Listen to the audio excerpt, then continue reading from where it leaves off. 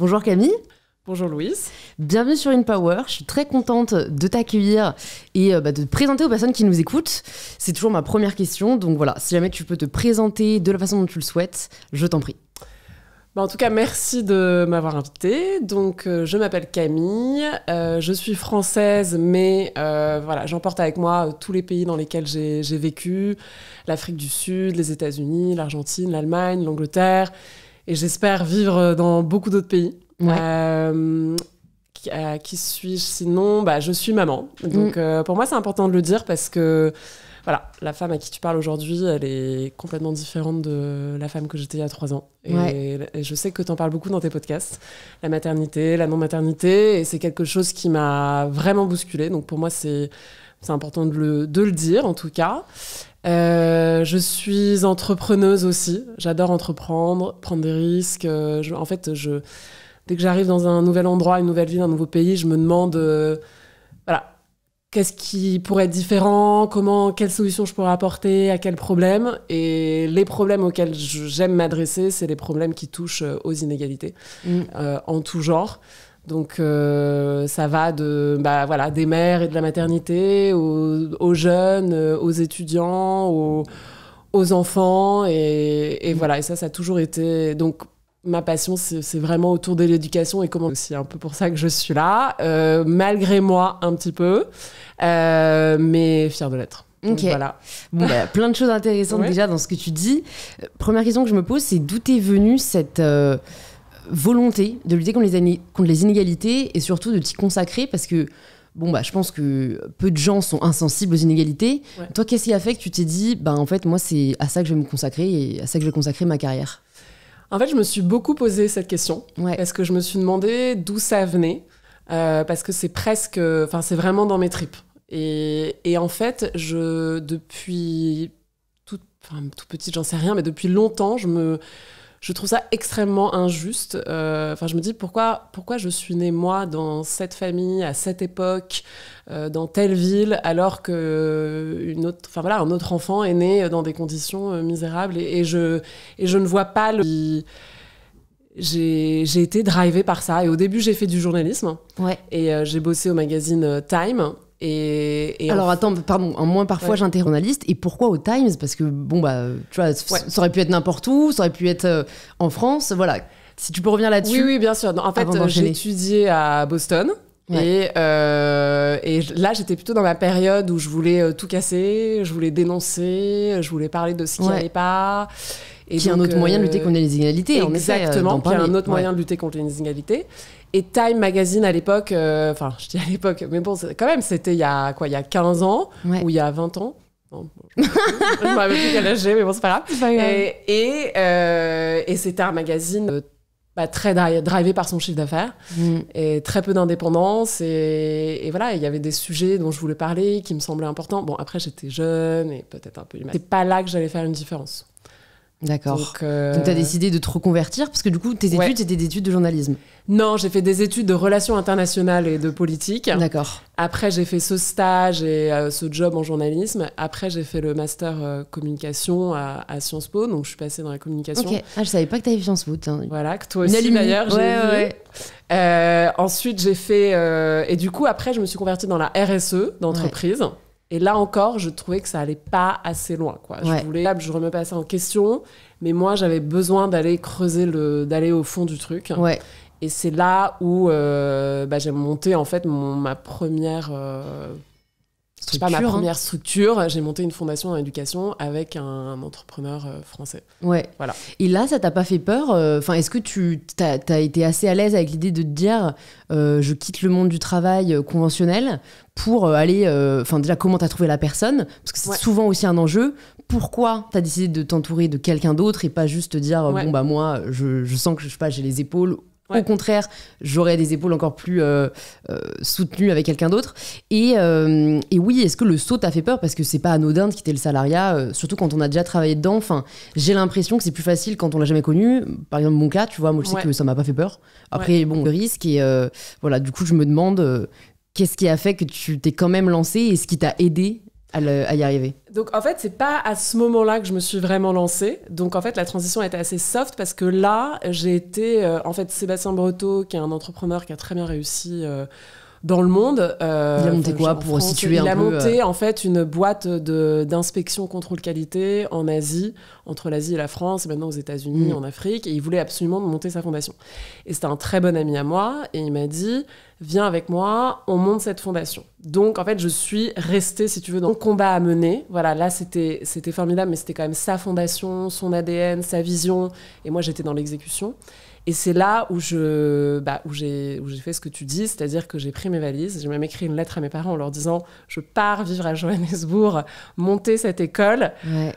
Vous n'êtes certainement pas d'accord, mais je vous demande de me faire confiance. » Et en fait, je suis partie et j'ai été portée par... et c'est ça qui était incroyable, c'est que là-bas, j'ai rencontré une associée sud-africaine avec qui j'ai monté l'école. Ouais. Et ne va pas trop vite, hein. Nous voulons les détails. Nous voulons les détails. Parce que déjà, pourquoi Johannesburg? Quand même, c'est pas... Enfin, ça reste... je sais que moi, à chaque fois que maintenant on parle de cette ville, petite anecdote, je pense à ma sœur jumelle qui s'est quand même fait braquer là-bas, gun sur la tête, alors qu'elle était monitrice de colo. C'est vrai. Raquette. Enfin, entre guillemets, généralement, ils veulent pas te tuer, ils veulent juste te raqueter, entre guillemets. Hein. Donc bon, ça reste quand même hyper violent. Très violent. Donc ça reste quand même une ville où l'apartheid est encore une réalité. Et on pense pas forcément aller là-bas pour monter une école de code. Donc pourquoi Johannesburg? Non, mais alors c'est vrai. En fait, moi, je dis toujours que l'Afrique du Sud, c'est le pays où j'ai vu le meilleur et le pire de l'humanité en même temps. Okay. Donc c'est vraiment un pays d'extrême, mais du coup extrêmement intense. Et donc très, très, très stimulant, très vibrant à tous les niveaux. Et en fait, je sais pas pourquoi, quand je suis arrivée à Johannesburg, je suis tombée amoureuse de la ville. Et alors que généralement, les gens adorent Cape Town, tu vois, le côté un peu plus plage, un peu la Californie en Afrique. Non, moi, c'était Johannesburg parce que capitale africaine, énormément de choses à faire, énormément de potentiel. Justement, l'apartheid, à cause de l'apartheid, ils ont été bloqués, si tu veux. Cette économie est restée bloquée pendant très longtemps. Et là, aujourd'hui, il y a une envie de réparer les fautes du passé, une envie justement d'inclusion, d'aller devant, de créer, de monter une autre économie et de monter une autre Afrique du Sud. Et ça, j'ai été prise par ça, en fait. Ouais. Et donc, avant de le monter, tu savais que tu voulais aller là-bas, ou genre, t'es allée là-bas en vacances, t'es tombée amoureuse et tu t'es dit, bon, bah alors, quand je monterai l'école, ce sera là-bas?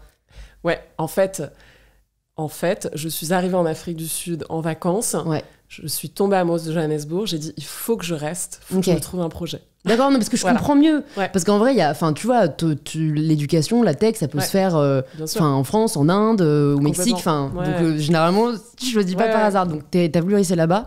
Et qu'est-ce qui a fait, sachant que si j'ai pas raté de pièces pour l'instant du puzzle, tu, du coup, n'as jamais vraiment travaillé dans la tech. Qu'est-ce qui a fait que là, tu te dis, je vais monter une école de code?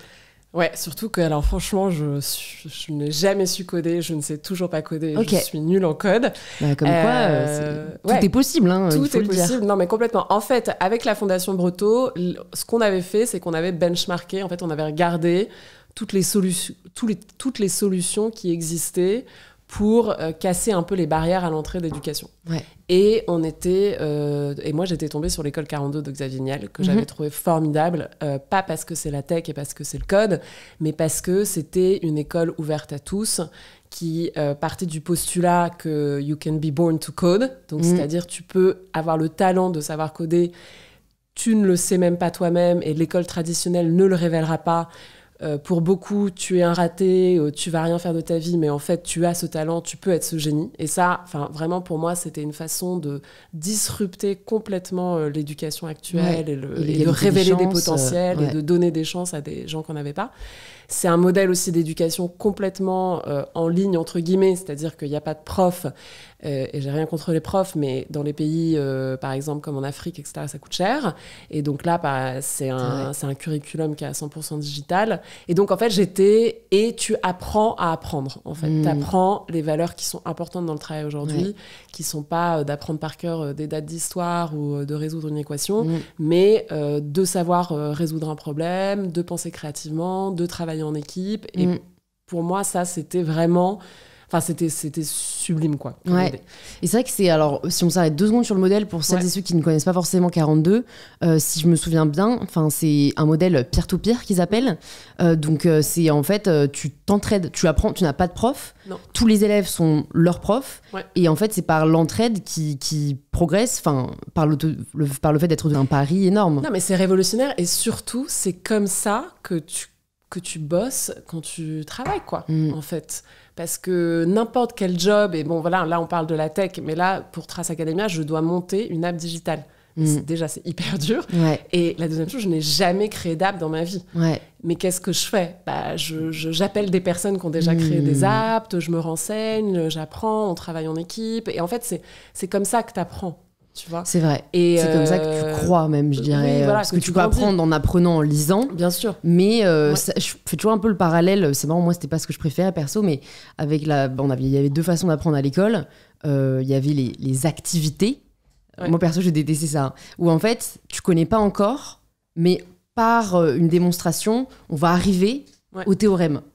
Moi, je préférais grave qu'on m'apprenne le théorème, que je le comprenne et qu'après, je l'applique. Mais donc, en fait, le système de 42 est celui que toi, t'as choisi aussi de faire, mais qui, maintenant, je le comprends avec le recul, est plus efficace. En tout cas, je pense que ça dépend des gens. Non, mais il y a le côté où, en fait, tu vas te démerder pour ensuite en tirer un enseignement et l'apprendre, en fait. C'est que tu vas le faire sans le savoir, et c'est après, en le faisant, que tu l'apprends. Exactement. Mais je pense, en fait, si tu veux, toi, le système que tu décris, et moi aussi, c'est le système que j'aime, mais parce que nous, on fit dans le système scolaire. Ouais. Mais le système scolaire aujourd'hui, il fonctionne que pour une partie de la population. C'est très vrai. Et si tu ne rentres pas dans le moule, bah quoi, il n'y a rien pour toi. Et c'est même la formation technique et technologique en France, elle n'est pas valorisée. Alors qu'en Allemagne, je ne sais pas si c'est le patron de Mercedes ou BMW qui a fait un lycée technique. Tu vois, donc en fait, on est trop élitiste dans une voie et on ne laisse pas d'autres intelligences, d'autres potentiels se révéler. Et donc, pour moi, c'est pas l'un ou l'autre, c'est l'un et l'autre. Mais ça prend du temps de changer le système d'éducation. Et donc, je trouvais ce qu'a fait 42. En plus, il a dit, bon, bah, moi, je monte mon truc. C'est pas grave si c'est pas certifié par l'éducation nationale. Et ça a eu un succès fou. Et aujourd'hui, il doit y avoir une 40aine d'écoles 42 dans le monde parce que ces jeunes-là, voilà, ils ont ce potentiel, mais ils sont pas révélés par l'éducation traditionnelle. Et c'est vrai qu'après, c'est un outil qu'ils ont entre leurs mains énorme. Je pense que tu vas nous dire pourquoi, du coup, tu as choisi d'enseigner le code, enfin, en tout cas, de faire apprendre le code et pas autre chose. C'est que, oui, c'est un outil, après, qu'ils ont aujourd'hui. En effet, ces élèves qui peuvent avoir été rejetés du système scolaire, ou en tout cas, qui ne s'y reconnaissaient pas, ils peuvent tout faire, en fait, presque. Enfin, ça t'ouvre énormément de portes. Ouais. C'est pour ça que toi, tu t'es dit, c'est ça que j'ai envie que l'école que je monte complètement. Ouais. En fait, moi, ce que je me suis dit, c'est, j'arrive dans un pays, en Afrique du Sud, clairement, il y a un manque, il y a d'un côté une demande de skills, d'aptitudes, et qui sont clairement les demandes qui sont liées au métier tech, parce qu'il y a un besoin de centaines de milliers de codeurs en Afrique aujourd'hui. Et de l'autre, des jeunes qui n'ont pas accès à l'éducation universitaire. Je pense que sur le continent africain, par exemple subsaharien, tu n'as que 18% des jeunes qui vont à l'université. Donc, c'est rien. Ouais. Et entre les deux, tu as une solution qui est l'école 42, qui permet justement de former des codeurs sans passer par les diplômes, les écoles traditionnelles. Et pour moi, comme tu dis, la tech, c'est qu'on le veuille ou non, c'est le monde d'aujourd'hui et de demain. Et je dis pas qu'il faut travailler absolument dans la tech. En revanche, pour moi, faut la comprendre. Faut savoir s'en servir parce que c'est toi, par exemple, tu es une femme de la tech, tu travailles c'est dans marrant, la tech. Je me serais pas définie comme ça, mais oui, dans le digital, ouais. Dans le digital. En fait, le mot tech fait peur. Le mot tech est un peu étiqueté ou renvoie à l'idée de personnes très geeks, entre guillemets. Mais t'as raison, en fait, toutes les personnes qui travaillent principalement avec le digital pour le digital sont dans la tech. Complètement. Non, mais complètement. Et puis peut-être que tu sais pas coder, j'en sais rien. Tu sais non, coder je sais pas coder. Désolée pour mon prof de code, parce qu'on a bel et bien un cours de code à Sciences Po. En tout cas, j'en avais un. Mais bon, déjà, j'avais mes activités en parallèle déjà, donc c'est un peu ce qu'on appelle passager clandestin. Je faisais un peu d'autres choses à côté.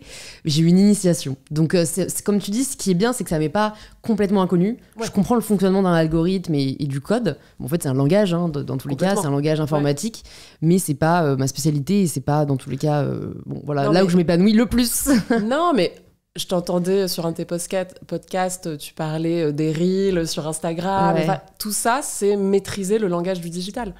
Tout ça, c'est s'intéresser à comment ne pas être seulement consommateur en fait, du digital ou consommateur du contenu et comment en être créateur. Et c'est là où, quand on est femme, c'est très important parce que le monde qu'on crée, en fait, le monde de demain sera un monde digital et il faut choisir qui va le créer. Et donc, si on veut que le monde nous ressemble, il faut que nous, les femmes, on crée ce monde-là et qu'on arrive à vraiment parler le langage de la tech et du digital. C'est très important. Est-ce que l'école que tu as montée, parce que je ne connais pas tous les tenants et les aboutissants, est dédiée aux filles et aux femmes ou c'est mixte ? Non, c'est mixte. En revanche, on a monté il y a 4 ans, parce que je suis toujours impliquée, un programme qui s'appelle Women Think Code, justement pour booster la participation des femmes, parce qu'au début, on avait, 12% de femmes. Et là, on est arrivé à, je pense, 50, donc on est hyper contents. Mais ça a pris du temps, ça a pris des efforts, ça a pris des ressources. Voilà, c'est pas évident, mais c'est tellement important. Est-ce que toi, t'as eu du mal dans ta vie est-ce que tu t'es rendu compte parfois de ta condition de femme de par, dans le monde professionnel je trouve ça toujours intéressant d'avoir les retours et peut-être ce qui a aidé ou pas, tu vois, les personnes à dépasser soit un symbole imposteur, soit du vrai sexisme dans le monde professionnel. Ou est-ce que pour toi, c'était... Parce qu'il y a des personnes, moi j'ai des amies entrepreneuses femmes, pour qui ça n'a jamais été un sujet. Non, en fait, pour moi, ça a pas été un sujet d'être une femme. Je pense que même ça... on était 2 cofondatrices de l'école We Think Code. Moi, une sud-africaine. Et je pense que du coup, c'était intriguant. Tu vois, OK. Qu'est-ce qu'elles veulent? Qu'est-ce qu'elles font? Donc on nous écoutait, mais on nous a... on ne m'a jamais pas pris au sérieux. En revanche, là, je vois à Trace Academia... mais c'est pas parce que c'est une femme, mais c'est parce que je n'ai jamais développé d'app dans le digital avant. Là, je me rends compte qu'il faut que je me forme, il faut que j'en apprenne les tenants et les aboutissants, sinon je peux me faire trimballer à droite à gauche par les développeurs. Mais ça, je pense pas que ce soit lié à ma condition de femme. Je pense que c'est lié à ma condition d'ignorante. Qui est universelle. Donc, qui est universelle. Et voilà. Après, ce que j'ai vu, en revanche, par rapport aux femmes et la tech, c'est qu'en tant que mère ou femme enceinte, etc., il y a très peu de technologies qui sont disponibles pour les femmes. Enfin, pour les nouvelles mamans, pour les femmes enceintes. Et pourquoi ? Parce qu'il y a encore trop peu de femmes qui pensent tech, qui pensent start-up tech. Et qu'on va pas demander à un homme... Il n'y a pas de solution développée pour leurs besoins. Aucun homme ne peut comprendre la réalité d'une femme enceinte. Il peut intellectuellement... Des idées, on n'a pas les mêmes solutions, on n'a pas... Parce que voilà, les gens, parfois, ils se disent, on s'en fout qu'il y ait 10 femmes à la tête 10 hommes plutôt à la tête d'une entreprise ou au comité de direction. Non, du coup, parce que justement, ils auront 15... Enfin, même s'il y a 10 hommes différents, ça reste un prisme. Complètement. Et un prisme d'un autre genre, d'une autre ethnie. Enfin voilà, la diversité est une richesse et c'est important de le souligner. Et c'est vrai qu'on peut s'en rendre compte justement quand on passe par certaines périodes de vie. C'est marrant que toi, t'es vraiment remarqué enceinte. C'est fou, il n'y a pas de solution en fait tech. Quoi. Non, mais il y en a très peu. Il y en a très peu et je regardais aussi le nombre de startups qui sont financées chaque année. Je pense le pourcentage de ces startups qui sont créées par des femmes, c'est rien du tout. Ouais. Je crois que les femmes financées par des fonds d'investissement, c'est de l'ordre de 3%. Je mettrai dans les notes la vraie, le pourcentage vérifié, mais la première recherche, c'est ça. Non, et moi, je suis complètement d'accord avec toi. Moi, je suis très partisane des énergies. Enfin, tu vois, les énergies masculines, les énergies féminines. Je pense qu'on a tous une part de masculin et de féminin. Mais la tech, aujourd'hui, est très masculine. Tu vois, elle est pragmatique, c'est froid, c'est objectif, c'est rationnel, c'est logique. Et il faut, pour moi, il faut redonner le pouvoir féminin à la tech, tu vois, qu'elle soit empathique, collaborative, créative. Et en fait, avec la tech, tu peux faire... c'est pas que les levées de fonds de milliards de dollars et aller sur Mars. Enfin voilà, c'est pas que ça, quoi. Ça peut être... ce que tu fais, c'est ça aussi, c'est donner une voix à des femmes, c'est empower les femmes, c'est casser des barrières d'entrée. Enfin, tu vois, c'est tellement de choses. Ça peut prendre plein de formes. C'est vrai que le problème, c'est que l'image qu'a la tech aujourd'hui peut repousser en effet certaines femmes à qui on n'a pas vendu cette image de la féminité. Déjà, j'en parle parce que c'est vraiment le cœur de mon livre. Ah, c'est vrai? Ouais. Enfin, vraiment le genre... pour moi, nous enferme tel qu'il a été construit. Enfin, la féminité, avec l'image que ça renvoie, nous bride énormément parce qu'on aspire avant tout à paraître plutôt qu'à être, versus la virilité qui a aussi ses travers, mais qui... les hommes existent beaucoup plus par leur prestance, leur pouvoir, leur accomplissement que par leur apparence. Donc, je pense qu'en effet, il y a vachement... Enfin, aujourd'hui, la tech est virile, quoi. Donc, il y a beaucoup de femmes qui se disent « moi, je suis pas valorisée par cette image-là dans la société, donc consciemment ou non, je n'y aspire pas. » Et c'est pour ça, c'est hyper important, moi je trouve, d'avoir des femmes comme toi qui sont au final des rôles modèles, qui montrent, tu vois, qu'on peut être féminine et être dans la tech, ou ne pas l'être, mais qu'on a le choix, que ce n'est pas que l'image de l'homme blanc de 60 ans qui est devenu milliardaire en allant sur la Lune ou en détruisant des forêts. Et la tech est un... Et en fait, je pense que ce qui est très important, c'est que la tech est un moyen, en fait. C'est pas une fin en soi.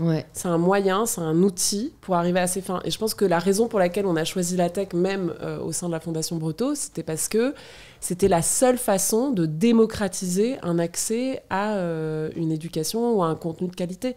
Et je pense qu'il faut pas se laisser bouffer par la tech, etc. Il faut rester très en contrôle. Mais c'est un moyen formidable de casser les barrières et on peut changer le monde. D'ailleurs, c'est Dalai Lama qui avait dit le monde sera sauvé par la femme occidentale. C'est vrai ? Ouais. On l'embrasse. Gros rêve d'un jour sur le Dalai Lama, mais bon. Du coup, est-ce que, pour revenir à l'aventure un peu entrepreneuriale, tu peux nous parler des débuts de ton entreprise? C'était une entreprise ou c'était une asso? C'était une asso. Okay. En fait, dans le monde anglo-saxon, parce que l'Afrique du Sud, c'est comme ça, c'est une non-profit company. Donc, t'es pas coincé dans le monde associatif et ce que ça implique. Donc tu gères ton business comme tu gères ton business. La seule différence, c'est qu'il n'y a pas de... profit d'actionnaire. Il y a du profit, mais le profit est du coup reversé à 100% dans la structure de la boîte. D'accord. Voilà. Donc qui est un modèle qui est de plus en plus prôné. Je trouve ça génial. Tu peux nous parler des débuts, parce que du coup, même si tu avais eu un peu le côté entrepreneurial avec ton expérience précédente, t'étais pas aux commandes. C'était comment les premières semaines, les premiers mois. Je trouve que c'est là où on a souvent le plus d'apprentissage. En fait, ça a été surtout un énorme travail sur moi. Okay. Et en fait, avec Arlène, qui était ma cofondatrice, je pense qu'on devait passer au moins une demi-journée par semaine à se coacher mutuellement, à aller voir un coach, à travailler sur nous, justement, pour aller de l'avant, quoi, et pas se laisser traumatiser même ou arrêter par quand ça allait pas, quand il y avait des problèmes, quand il y avait des blocages, et donc c'était, je vais pas te mentir, c'était difficile parce que tu dois résoudre un nombre de problèmes toute seule, mais c'est une aventure qui est incroyable. Tu prends beaucoup de risques, mais au final, moi j'ai l'impression que ça s'est déroulé comme un tapis rouge. C'était fou. Alors j'ai 2 questions. J'hésitais par laquelle commencer, mais d'abord, peut-être, est-ce que tu peux nous partager une clé ou plusieurs clés que tu as partagées ton ou tes coachs qui ont été un peu débloquants pour toi, où tu t'es dit le fait qu'il me dise ça ou qu'il me montre les choses de cette manière, ça m'a vraiment permis d'avancer dans le développement de ma structure. Tu peux prendre le temps de réfléchir. Ouais. En fait, ce qui m'a vraiment, et c'est tout con, mais tu sais, il y a pas mal de tests de personnalité et de force et d'énergie même. MBTI, machin. MBTI, etc. Et on avait fait, et en fait, ce qu'elle m'avait montré, c'était aussi par rapport à Arlène et moi et toute notre équipe fondatrice, c'était, en fait, vous avez chacun des forces, vous avez chacun une énergie qui va contribuer à faire grandir le business là où il doit aller. Et c'est hyper important que vous vous concentriez sur vos forces et que vous n'essayez pas de faire quelque chose à laquelle, de toute façon, vous n'êtes pas bon ou vous n'êtes pas bonne. Donc, typiquement, moi, je suis nulle en chiffres, en Excel et tout ça. Ça veut dire que faire un Excel, ça va me prendre 2 heures. Et je ne vais pas y arriver, ça va me pourrir, voilà. Alors que ma cofondatrice Arlène, ça lui prend 1 heure, c'est le meilleur moment de sa journée. Voilà. C'est un peu comme Oriane et moi, mon bras droit. Ouais. Non, mais du coup, c'est très important, quand on monte une boîte, de trouver un peu la personne qui est très différente de soi en termes de ses capacités, de ses forces, de ce qu'elle aime faire ou il aime faire, pour qu'on puisse chacun se concentrer sur ce qu'on aime faire. Et je pense qu'en France, dans le modèle français, je trouve que c'est beaucoup sur peut mieux faire. Tu vois, travaille sur ça, tu peux mieux faire. Non, voilà. C'est un peu mon avis. T'es nul en maths, t'es très bon en français. Écris. Voilà, écris et quelqu'un d'autre fera les maths. On est assez nombreux sur cette terre, dans ce monde, pour que chacun puisse faire sans quoi il est bon. Et parce que surtout, ça nous donne de l'énergie, ça nous fait grandir et ça nous donne envie d'avancer. Et donc ça, pour moi, ça a été assez révélateur parce qu'au début, je voulais tout faire.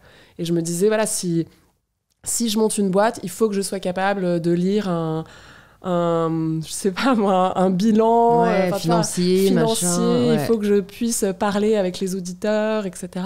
Et pareil pour le code. Enfin, tu vois, c'est-à-dire, je me suis entourée de tech qui étaient très très bons. Donc, il fallait que je comprenne, mais j'avais pas besoin moi-même de savoir coder ou d'apprendre à coder. Je trouve ça très décomplexant ce que tu dis. Et c'est vrai que dans le modèle français, il y a vraiment travail sur tes faiblesses. Enfin, moi, pour le coup, tu vois, j'étais nulle en maths, je l'ai vécu. Et c'est vrai que, après, je l'ai pas mal vécu le fait de progresser en maths, mais il y a un côté où c'était pas forcément nécessaire. Et ce que tu dis, là où on est bon, en fait, ce qui est surtout important, c'est ce qu'on aime. En fait, bien sûr, si vous adorez les maths, mais que vous n'êtes pas très bon dedans, travaillez dessus. Ouais. Mais si vous adorez le français, la littérature, que vous détestez les chiffres, ne vous flagellez pas, quoi. Et c'est exactement.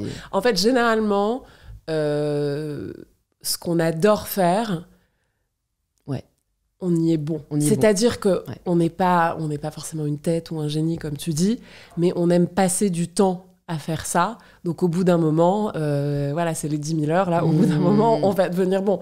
Donc, et je pense que c'est vraiment... Et puis, monter sa boîte, c'est une telle aventure physique, psychologique, etc., qu'il faut pas s'emmerder, avec les choses qui nous drainent de l'énergie. Qui nous drainent de l'énergie. Ouais. Quel a été le plus gros challenge que tu as rencontré pendant... Alors, juste, ça a été créé en 2015, c'est ça ? Ouais. Ok. Donc, depuis ces 7 dernières années, parce que tu es toujours dans cette aventure ? Non, moi maintenant, en fait, j'ai quitté WeThinkCode, l'opérationnel de WeThinkCode il y a 2 ans. Ok. Je suis revenue vivre en France et là, j'ai rejoint Trace Academia. D'accord. Mais du coup... Alors si jamais tu peux nous partager le plus gros challenge de WeThinkCode et après tu nous parleras de pourquoi t'es revenu et tout. Alors le plus gros... En fait, moi, mon plus gros challenge, ça a été les jeunes, en fait, qu'on sélectionnait. En fait, le modèle, c'était Are you born to code ? Donc n'importe qui, quoi que t'aies fait avant, d'où tu viennes, etc., tu peux postuler, tu passes un test, 1 ou 2 tests, c'était des puzzles à l'époque, et si t'es sélectionné, tu rentres dans WeThinkCode, et l'éducation est gratuite, parce que financée par des entreprises qui ensuite te recruteront. Donc c'est vraiment... c'est un bel accompagnement. C'est quand même une très très belle opportunité. Et on avait des jeunes qui étaient en très, très grosses difficultés financières et sociales. Et en fait, c'est vrai que tu arrives avec un modèle, tu as l'impression d'offrir, d'être Papa Noël, quoi. Et en fait, tu te rends compte que la vie est tellement plus complexe que ça et que c'est pas parce que tu es motivé et que tu as le talent que tu peux venir tous les jours, que tu as des réalités familiales, des réalités... sociales et financières qui font que ça marche pas. Et je sais que, par exemple, nous, notre modèle, ça dépendait vraiment des sponsors. Donc, ils partaient en stage chez les sponsors.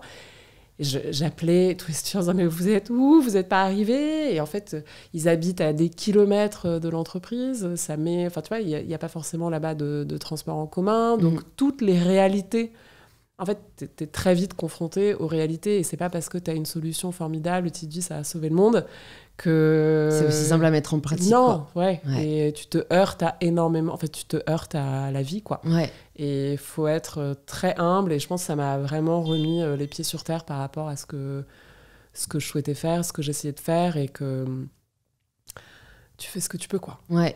On fait de son mieux. C'est un mantra que je partage de plus en plus. Ouais. Et du coup, qu'est-ce qui a fait que tu as rejoint l'aventure Tress Academia et que tu décides de revenir en France après 5 ans en Afrique du Sud?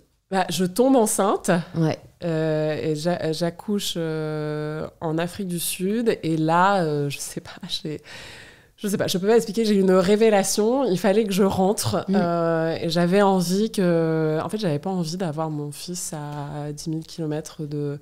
ma famille, voilà, je suis très proche de ma famille, la famille de mon mari, et j'avais envie que cet enfant soit élevé avec sa tribu, quoi, avec les siens. Ouais. Et non, mais c'est hyper important à partager. C'est aussi, comme tu dis, la vie, quoi. T'as fait face à la vie de tous les côtés. Et du coup, là, tu fais face à un dilemme, j'imagine, parce que tu te dis, j'ai monté ma boîte là-bas. Il y avait 2 Français qui étaient venus de l'école 42, qui sont pareils, restés 5 ans et qui sont partis. Donc, en fait, aussi, ça, c'est très difficile quand tu montes une boîte, c'est de se rendre compte que ton projet, c'est un peu comme un enfant, quoi. Tu le mets au monde, mais après, il est sa propre personne. Et je pense qu'il ne faut pas s'accrocher. Et en fait, j'avais recruté une femme zimbabwéenne, mais très, très forte. Et c'est devenu son truc, quoi. Et elle a pris le flambeau, quoi. Ouais, elle a pris le flambeau. Et pour moi, c'était la fin de l'histoire. Et voilà, et We Think Code a continué sa route. Après, c'est toujours... je dis que j'ai laissé mon premier bébé là-bas, mais c'est difficile. Mais c'est difficile pour moi. Au final, je pense que je me serais accrochée, je l'aurais gardé, etc. Ça aurait pas été bon pour la boîte, pour les étudiants, pour tous. Ouais. Et donc, en rentrant en France, tu te disais déjà que tu voulais rejoindre Tress Academia. Comment ça s'est fait ? Non. Le retour en France, je t'avoue, a été assez difficile. Parce qu'en plus, c'est Paris, quoi. C'est pas c'est Paris. La Côte d'Azur. Ouais, exactement. C'est Paris, pas le même climat, pas le même espace, voilà. Mais donc, du coup, ça a pris un peu de temps. Puis on est arrivé en plein Covid, voilà. Et donc, au début, je cherchais ce que je voulais faire. Et en fait, je voulais repartir dans l'entrepreneuriat et j'ai pas eu la force, en fait. Le déménagement, l'enfant. En fait, je me suis dit, là, j'ai pas la force. Ce sera pour plus tard. Et en fait, je connaissais le fondateur de Trace, Olivier Laouché. Je l'avais rencontré en Afrique du Sud. On avait fait pas mal de choses ensemble avec We Think Code. Et il m'a dit, écoute, je suis en train de monter, j'ai le projet d'une app digitale pour la jeunesse africaine. Et là, en fait, ça cochait un peu toutes mes cases. Je restais connectée à l'Afrique. C'était un projet qui était en devenir, donc je gardais ce côté un peu entrepreneurial, mais quand même dans une structure. Donc, c'était rassurant. Ouais. Et voilà, c'est comme ça que j'ai rejoint Tress Academia. Ok, tu peux nous présenter ce que c'est comme ça, parce que du coup là, c'est un truc qui peut concerner les auditeurs et les auditrices. Exactement. Donc, Tress Academia est une app d'éducation en ligne. Pour la jeunesse africaine, mais aussi française, brésilienne. On se lance dans tous les pays de Trace.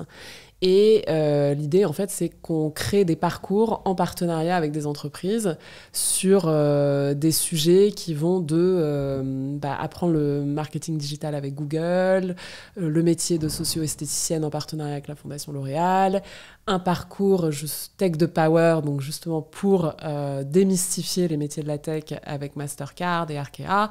Donc voilà, et donc l'idée, c'est vraiment de créer des parcours de formation gratuits en partenariat avec les grandes marques, les grandes entreprises qui financent et qui en même temps apportent l'expertise, en fait. Tu vois, l'expertise des contenus, et on reste un peu sur cette idée que le monde du travail forme, en fait, et qu'on peut continuer à n'importe quel âge à se former gratuitement, ce qui est quand même génial. Voilà. Et donc voilà. Et donc l'app, on a lancé la première version de l'application bêta l'année dernière. Et là, on a beaucoup appris. Ouais. Donc on a fait des tests et c'est vraiment pas facile de lancer une app. Je me rends compte. Non, mais c'est vrai que c'est comme beaucoup de choses. Alors, j'ai parfois des parallèles vraiment étranges qui me viennent, mais je les dis sans filtre parce qu'on veut du vrai. Je vais parler de viennoiserie. Mais parce qu'en fait, il y a des choses qu'on prend pour acquises parce qu'on les voit dans notre quotidien. Donc les apps, tu vois, il y en a tellement qui sortent qu'on a l'impression que... Enfin, tu vois, ça doit pas être si dur. Ou, en fait, on se rend pas compte de la difficulté. Et moi, franchement, quand j'ai appris qu'un croissant, ça mettait des heures et des heures à être fait. T'as plein d'étapes où tu fais la pâte, après elle doit reposer, elle doit lever, après tu dois faire figer la matière grasse au frais, puis tu dois la reprendre, elle doit repousser un peu. Et alors que toi, t'es à la boulangerie, t'as ton croissant tous les matins et tu te rends pas compte du travail derrière. Ouais. Donc c'est vrai que les applis, c'est un sacré chantier, quoi.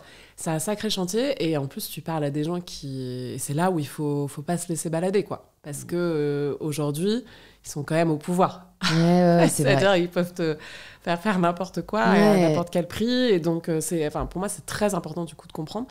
Et donc, on lance la nouvelle version de l'application en mars, normalement. Donc d'accord, super. C'est le deuxième... Ça arrive. Et donc, non, ça arrive et c'est un très beau projet. Et en fait, on reprend vraiment l'ADN de Trace qui est sur l'afro-urbain, les diversités, comment mettre en avant justement la diversité dans l'éducation en ligne.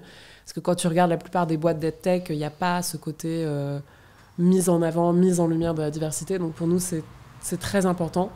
Et surtout, reprendre les codes de l'entertainment, en fait. Ouais. Les codes du divertissement et voilà, comment tu mélanges les deux, comment tu fais que... Parce qu'aujourd'hui, le Covid a accéléré l'éducation en ligne, mais ça peut être hyper chiant. Ouais. Et donc, comment tu crées quelque chose qui soit interactif, fun, quoi. Ouais. Est-ce que tu prends, j'imagine, des enseignements de ton expérience précédente avec Within Code chez Trace Après, une autre façon que je voulais te le formuler, c'était... Si jamais tu pouvais, entre guillemets, recommencer l'expérience Within Code, qu'est-ce que tu ferais différemment ? Et donc, potentiellement, qu'est-ce que tu as appliqué à Trace différemment ? Alors, je serais plus organisée. Ok. Je serais plus organisée. Et là, c'est vrai que je ressors mes petits cahiers de Within Code. En fait, d'être très structurée, très organisée, les objectifs qu'il faut réaliser même à la semaine, dans le suivi. Et c'est pas facile parce que là, on est franchement presque tous en télétravail. Mon équipe Trace Academia, elle est partout, enfin en France, au Brésil, sur tout le continent africain. Et c'est pas facile quand t'as pas la connexion humaine, justement, que tu peux pas te retrouver dans un couloir, boire un café, brainstormer sur une idée, que tu passes d'un Zoom à l'autre. Et donc, et je pense que le côté... un peu organisé et pas laisser les choses se faire comme elles doivent se faire. Ça, je pense que c'est la chose que je fais différemment.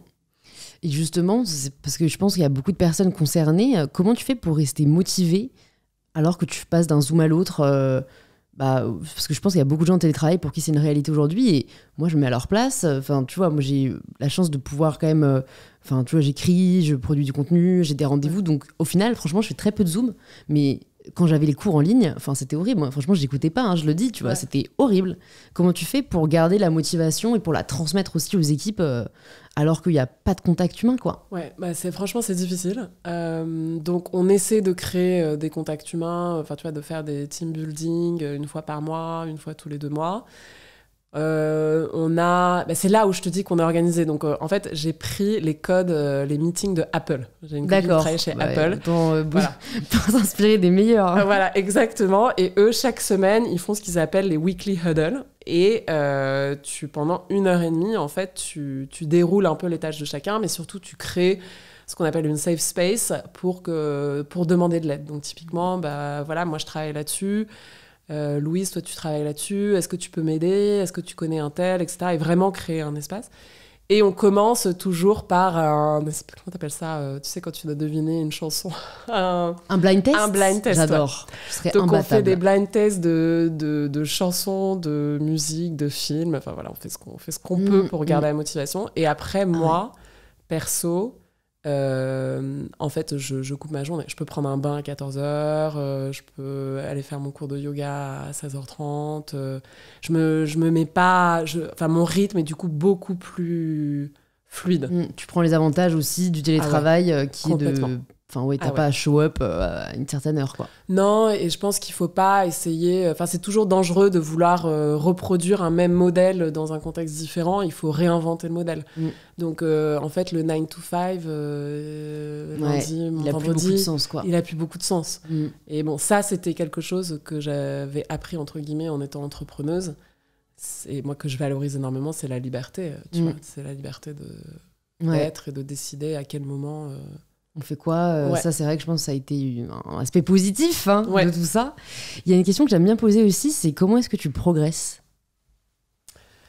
Comment je progresse je lis beaucoup. Je lis beaucoup de romans. J'écris. Et quand j'y arrive, je fais mon yoga, méditation, mon journaling, mon petit rituel. C'est hyper... Franchement, je suis pas bonne à garder le rituel. Mais je sens que c'est vraiment dans ces moments-là que je grandis et que j'arrive à poser les choses, en fait. Et savoir ce qui va pas. Je pense, de toute façon, j'essaye moi aussi de me dire que c'est pas fait pour être une injonction. Non, tu vois, on s'en veut de pas, mais en fait, le but de la méditation, tout ça, c'est quand même d'être assez libre et à l'écoute de soi. Donc, j'ai un peu de déculpabiliser là-dessus. Si t'aimes justement lire, est-ce que tu peux nous recommander des ouvrages qui t'ont particulièrement marqué pas forcément dev perso, ça peut être parce que généralement les gens ils cherchent et parfois ils trouvent pas, donc je leur dis ça peut être des romans, ça peut être une BD, ça peut être ce que tu veux. Alors, le premier livre qui me vient à l'esprit, c'est un roman d'Emmanuel Carrère qui s'appelle « D'autres vies que la mienne ». Ok. Ça, c'est un roman qui m'a vraiment bouleversée. Là, je viens de lire un livre. Je suis passionnée par tout ce qui est la psychologie. Enfin, c'est pas la psychologie, même la spiritualité, la thérapie. Enfin, tout ce qui touche à l'humain. Et donc là, je viens de lire Carl Jung par Frédéric Lenoir. Tu l'as lu ? Pas encore, mais j'ai vu qu'il sortait et je me suis dit que ça m'intéresserait beaucoup. Et franchement, c'est vraiment bien. Parce que moi, j'ai toujours cru que Jung était un disciple de Freud et en fait, pas du tout. Ouais, ça, je savais que c'était deux théories un peu... deux approches très différentes. Il est très connecté à la spiritualité, justement, toute sa famille était médium. Donc, il y a toute cette dimension autre qui est fascinante. Que moi j'ai trouvé fascinante. Bon, je le mettrai dans les notes du podcast. Voilà. Écoute, vu que tu as quand même parlé un peu de ce sujet en abordant le podcast, je me demande juste qu'est-ce qui a changé la maternité pour toi, comme tu dis que tu étais une personne différente. Je trouve ça cool de me dire... on peut peut-être avoir des enseignements, par exemple pour les personnes qui ne veulent pas forcément avoir d'enfants. Si tu as eu des prises de conscience qui peuvent résonner ou juste amener à la réflexion, qu'est-ce qui fait que tu te dis aujourd'hui je suis quelqu'un de différent ? Je suis beaucoup moins égoïste. Ouais. Non, en fait, ça m'a vraiment bousculée dans le sens où ça a changé complètement mon prisme de vie. Mais bon, ça, c'est un peu évident. Enfin, tout le monde le sait ou j'imagine l'imagine. Mais moi, j'ai eu en fait une grossesse incroyable, un accouchement incroyable parce que j'ai décidé de faire un accouchement complètement naturel, sans péridurale, etc. Justement, yogi. Parce que j'étais en Afrique du Sud. C'est pas ça ? C'est pas dans une baignoire qu'ils le font ? Ouais, voilà, mais piscine, voilà. Mais je l'ai fait parce que, pour beaucoup de raisons, mais une des raisons, c'était qu'en Afrique du Sud, t'as plus de 80% de césariennes. Donc, ah oui. T'as quand même une grande chance qu'au dernier moment, on te dise, on va te découper alors qu'il n'y a pas de raison médicale valable. Et ça, j'avais pas envie de ça. Donc c'était un peu une prise de conscience et de pouvoir aussi. Et en fait, après, ça a été très dur. Ça a été très dur physiquement. Le corps qui change. Je pense que j'ai eu un baby blues assez prononcé. Et le baby blues, c'est pas Florence Foresti qui en parle justement, qui dit quand tu dis baby blues, ça fait un peu jazzy. En fait, c'est pas du tout cool, quoi. C'est vraiment... moi, j'étais... dépression postpartum, c'est les gens ont du mal à employer le terme parce qu'il y a une grosse culpabilité autour de ça, mais c'est une réalité psychologique, quoi. Voilà, ça, c'était une réalité. Et aussi la naissance d'une nouvelle identité, en fait. Et comment faire vivre ton identité de mère avec ton identité de femme, avec ton identité d'entrepreneuse, et j'ai eu vachement de mal à concilier tout dur, et accepter qu'elles puissent exister ensemble. Et donc, c'est là où ça m'a bousculée, parce que ça m'a mis face à moi-même, en fait. Et ça m'a mis... Enfin, moi, j'avais l'impression de rule the world, quoi, à l'époque. Enfin, tu vois, j'avais ma boîte, tout allait... Voilà. Et avoir un enfant, c'est incroyable, c'est formidable. Et franchement, enfin, voilà, c'est pas... Je veux pas tomber dans le pathos de la mère, voilà, mais franchement, c'est fou. Moi, je trouve que les mères, à chaque fois, doivent se justifier quand elles... mais c'est la société, hein, c'est quand elles vont annoncer un truc un peu moins rose, en disant, bah, voilà, par exemple, en effet, ça rebouscule complètement ta vie, ça remet pas en question le fait que t'aimes ton enfant, tu vois. Non, bien sûr, mais... Oui, complètement. Non, mais ça remet pas ça en question. Mais justement, ce que je veux, là où je veux pas tomber, c'est dans le que c'était que noir, tu vois. Parce que, en fait... Et la vie, quelquefois, fait que tu ne peux pas avoir d'enfant, et donc voilà, et tu peux choisir de ne pas avoir d'enfant, et donc voilà. Mais, enfin, j'ai jamais aimé comme ça. Enfin, jamais de ma vie. Enfin, c'est quelque chose... Enfin, à part peut-être quand tu crois très, très fort en Dieu. Enfin, je sais pas à quoi ça ressemble. Mais après, c'est vrai que là, et donc, je voulais monter cette boîte-là, mais j'étais pas prête. Pour les mères, il y a rien pour les mamans quand tu viens d'accoucher. Franchement, t'es vraiment livrée à toi-même. Alors qu'il faut le dire, on met au monde la génération de demain, quoi. Tu vois. Et qu'est-ce que t'aurais aimé avoir ? J'aurais aimé être valorisée. J'aurais aimé... Enfin, tu vois, quand tu prends un congé mat et que tu rentres de ton congé mat, ok, t'as ton congé mat et tout, mais c'est un peu ton enfant, ton choix, tu vois. Donc, assume et fais comme si. Alors que non, fais pas comme si. Enfin, tu vois, c'est un peu... Ah oui, j'ai eu un enfant, c'est un détail pour moi. Non, c'est pas du tout un détail, ni pour moi, ni pour mon couple, ni pour mon corps. Enfin, tu vois. Et je trouve que là, la société évolue, c'est-à-dire qu'on va moins te... Il y a quand même énormément d'inégalités, hein, mais on va moins te taper dessus, quoi. En revanche, t'es pas forcément valorisée. Au point où certaines femmes souhaitent ne pas avoir d'enfants parce qu'elles veulent continuer leur carrière, etc. Et moi, je pense que on devrait pas en arriver là. C'est-à-dire, si tu veux pas d'enfants, bien sûr, mais on devrait vraiment pouvoir arriver dans un monde où tu peux à la fois réussir professionnellement et être une mère présente et pas avoir à être une mère pas présente pour ses enfants. Tu ne devrais pas avoir le choix. Et en fait, je lisais une étude qui montrait que énormément de femmes, quand elles accouchent et quand elles sont devenues mères, vont choisir un job le plus près de chez elles, donc vont moins négocier les salaires, donc, enfin, tu vois. Et c'est un cercle vicieux où tu te tais, en fait. De renoncement un peu, comme tu dis, se mettre la faute dessus, entre guillemets, bah oui, c'est mon choix. Alors qu'en effet, bah, j'espère que peut-être le télétravail, ou en tout cas le fait qu'on redéfinisse le schéma 9 to 5, aidera à ça, parce que au final, je pense que c'est avec l'idée qu'il faut absolument être là le plus longtemps possible dans une journée pour être productif qui dessert énormément la cause des mères. Enfin, franchement, il y a quand même... Je sais pas si t'as lu la semaine de 4 heures, tu vois, mais sans en arriver à là... Je suis une fan de la semaine de 4 heures. Tu vois, en fait, sans en arriver à là, il y a beaucoup de mamans et de papas, parce qu'il faut pas oublier que les papas pourraient aussi s'occuper de leurs enfants. En fait, voilà, ça peut être travailler 5-6 heures par jour au travail, mais être hyper efficace, et comme ça te laisse aussi 6 heures pour profiter avec tes enfants, les éduquer, enfin, tout le second shift, comme on dit dans le jargon. Ouais, voilà. Et en fait, je pense que c'est surtout dur, c'est dur à tout le monde, mais c'est surtout dur au début, quand il n'y a pas de soutien. Il n'y a pas de cercle de femmes qui parlent entre elles pour partager. Enfin, tu vois, c'est pas...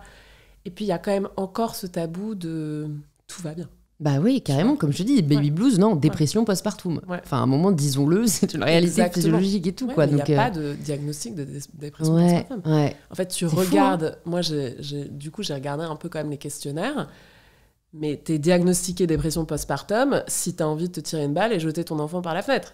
Et t'es là, en fait, il y a peut-être un peu avant. Ouais. Je suis quand même pas bien. Un spectre, quoi. Voilà, il y a tout un spectre. Et donc là, du coup, en fait, quoi, je prends sur moi et je me tais. Donc c'est là aussi. Écoute, j'espère que ça donnera de belles idées. Non, j'en sais rien. peut-être un peu dark, mais en tout cas, non, mais faut en parler, quoi. Faut carrément en parler. Et franchement, ce que tu dis, en attendant que la société et le pouvoir public mettent des choses en place, des cercles de femmes, comme tu dis, de mamans qui viennent d'accoucher, peut-être de mamans un peu plus expérimentées, ça pourrait être hyper... en Allemagne, il y a un super projet, et j'y avais pensé en France, ça s'appelle des Schrei-Kliniken. Ouais. Et en fait, tu connais ? Non, mais le mot, c'est marrant, c'est vraiment... J'adore l'allemand, mais les mots comme ça desservent un peu la langue. Hein, parce que Schrei-Klinik, ça donne pas super envie, quoi. Non, c'est vrai. Mais en gros, c'est comme des food trucks. En fait, c'est comme des food trucks. En fait, c'est des cry clinic, quoi. C'est des food trucks qui viennent dans ton quartier. Et si ton bébé pleure trop, ou si t'en peux plus, tu peux y aller. Et dedans, t'as une infirmière, une sage-femme ou un psychologue, etc., qui vont t'aider, qui vont te parler, qui vont parler à l'enfant, qui vont jouer avec, qui vont te donner, en fait, ce soutien et ce moment. Cet exutoire un peu, c'est une très bonne idée. Hein. Ouais. Ok. Bon, tu sais qu'en Allemagne, il y a un tiers des femmes qui regrettent d'avoir eu un enfant. Ouais.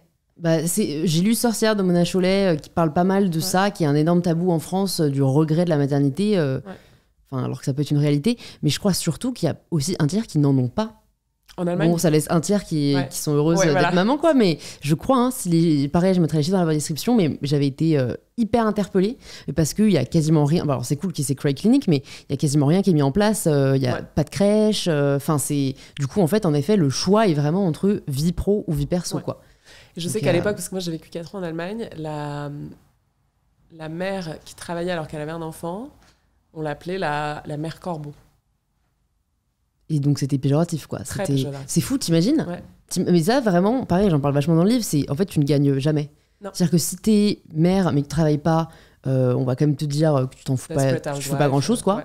Si jamais tu travailles et que t'as pas d'enfant, alors là, t'es la pire des égoïstes. Alors pourquoi est-ce que ce serait plus égoïste de ne pas avoir d'enfant que d'en avoir ? Exactement. Et quand t'as les deux, alors soit t'es un peu idolâtré et ça sert personne parce que ça fout une pression à cette personne qui est idolâtrée et ça fout des complexes aux autres, soit t'es, apparemment, je savais pas que tu pouvais être décrite comme corbeau... alors que t'as eu un peu maintenant, les deux, quoi. Je sais que c'était un sujet... bon, espérons que les mentalités bougent. J'ai 2 petites dernières questions pour toi. Si tu pouvais entendre quelqu'un à ce micro, qui est-ce que ce serait ? Mona Chollet. Ah ouais, j'aimerais trop. Ouais. Tu la connais pas, de près ou de loin ? Non, malheureusement. Très dur à avoir. Ouais, j'imagine. Pas de réseaux sociaux, la maison d'édition dit toujours non, désolé, elle est débordée. Mais... Si vous avez un contact pour Mona Chollet, écrivez-moi à l'adresse mail écrite sur mon profil Instagram. C'est très bien. Voilà, merci, tu m'as permis de lancer une perche. Et du coup, je vais te poser la dernière question du podcast, la question signature. Ça signifie quoi pour toi, prendre le pouvoir de sa vie ? Alors, prendre le pouvoir de sa vie, pour moi, c'est vraiment d'aller chercher au plus profond de soi et de savoir vraiment qui on est, de faire des choix forts et de s'aligner avec son axe. Et de l'assumer. Et de l'assumer complètement. Super. Écoute, merci beaucoup Camille. Pour les personnes qui nous écoutent et qui veulent en savoir plus sur toi, sur Trace Academia, où est-ce que tu veux qu'on les redirige ? Alors moi, je n'ai pas de réseaux sociaux, mais vous pouvez aller sur le site de traceacademia.com. Nous lançons la nouvelle app en mars. Super. Voilà. Écoute, merci encore et à très vite. À très vite, merci.